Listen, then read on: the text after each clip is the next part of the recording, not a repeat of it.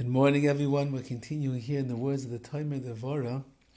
Midehei, the fifth attribute, lo hechezik la'ad apoi. Hashem does not maintain his anger forever. That means that in Hashem's infinite kindness and forgiveness, he's able to overlook the injustice, even though that he rightfully could bear his kas, his anger and his wrath on a person. Nevertheless, HaKadosh Baruch Hu wants the person to be able to do tshuva. And if you come down too harshly on them, what is the concern? The concern is they'll never come back. And therefore HaKadosh Baruch Hu says, I'll make space. I'll be soft. I won't be stern. I won't be angry. I'll keep my wrath to myself. And in that way, the person can exist. The person can recognize the error of the ways. The person can come back in a proper way to HaKadosh Baruch Hu. This is the proper midah, the proper trait that a person themselves should relate to other people with. Because remember, in the DEVORAH, the whole point is that we're to emulate the ways of Hashem. And if that's the way that HaKadosh Baruch Hu is going to act towards us, he hopes and he waits that a person will do tshuva, and he knows that if he has too much wrath, he's not giving them a chance. So he backs off, so to speak, to give them the space that they need. Then we, in our lives, with the people that we deal with, have to act in the same way.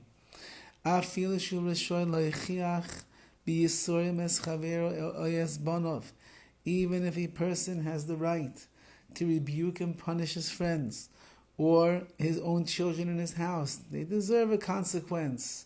They came home with terrible grades on a report card. I asked them to clear off the table, and they ran out. And then when they played ball, and they said some word that is inappropriate that we don't say in our house. They deserve a consequence. Nevertheless, says the DEVORAH, and they will even accept and submit themselves to the consequences and the rebuke and the punishment they're receiving. Nevertheless, says the DEVORAH, a person should not increase his rebuke of this one. Nor should he hold on to his anger. And even when he is angry, and he's allowed to be angry for the actions that were done, rather he must begin to cancel out the anger that is there. Says the DEVORAH, you want to be like the Rabbi Shalom. HaKadosh Baruch Hu, who could be more frustrated and angry with his people than Hashem?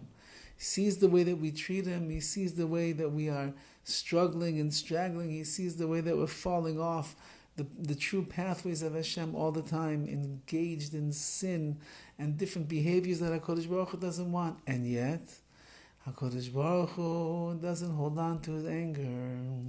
He lets go when he needs to, because he says, by releasing the chains and the bonds of anger right now, this person will have a chance, and they'll have some space. They can evaluate their lives and look into their lives and think about what the meaning of it is all about, and they'll do tshuva. Says the DEVORAH, we are the same. When someone that you're upset with, someone who even deserves your reprimand, which might be a friend, might be your children, and so on and so forth.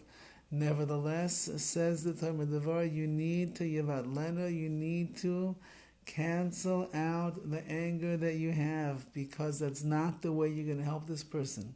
It's not the way you're going to bring the person back. Your frustration, your anger, your pain, it's all coming from your gaiva, from your hardiness of who that you think that you are.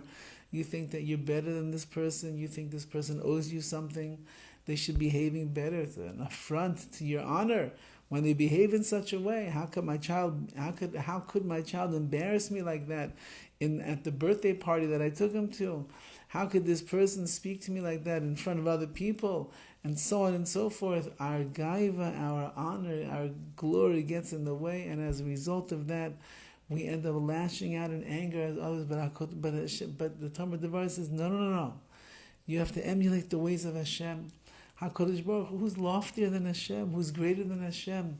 Who's bigger and more powerful than Hashem? Nobody. And who should have the greatest ego in the world, who with the most grandeur and honor and covet, Hashem, nevertheless, HaKadosh Baruch Hu humbles himself for the sake of making sure that he's not going to get angry with a person, and he's not going to mistreat them. And therefore we have to do the same. We have to look outside of ourselves. We have to humble ourselves. We have to see what other people are doing. It may frustrate us, may get us upset, may make us angry, but we're bigger than that.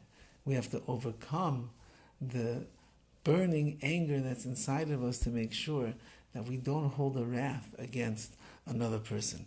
We have more to say, but as Hashem will continue tomorrow. Have a wonderful day.